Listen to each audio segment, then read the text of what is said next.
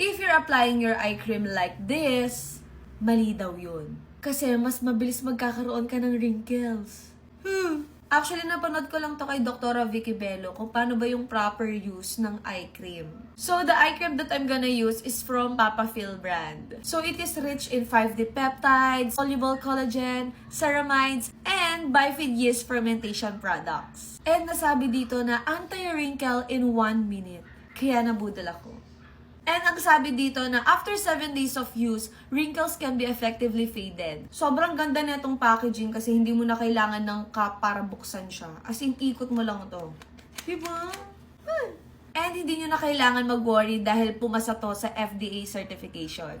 Uy, I got you. Grabe, ang dami ko palang nasabi. So of course, yung first step natin is kailangan gently lang yung paglalagay. Second, ang kailangan natin gamitin ay ang ring finger natin kasi ito yung pinaka-less powerful. Unlike kasi sa index finger natin, we put a lot of force on it. 'Di ba? So, isang pump lang ang kukunin. Ayan. So, itap lang natin sa under eye. Ayan. And then, wag nyo siyang i-slide. Okay? Tap lang po natin. Ayan. So, ayun. Ganyan lang siya i-apply. Sobrang dali lang, mare. In fairness, itong Papafil eye cream natin is non-greasy siya and ang bilis niyang ma-absorb. Alam niyo ba, ito yung pinaka-main problem ko talaga. Kasi guys, hindi ko to matatago kung hindi lang ako magme-makeup. So, doon ko lang talaga siya natatago. Kaya, secret lang natin yan ah. And syempre guys, kailangan talaga natin alagaan yung under eye area natin.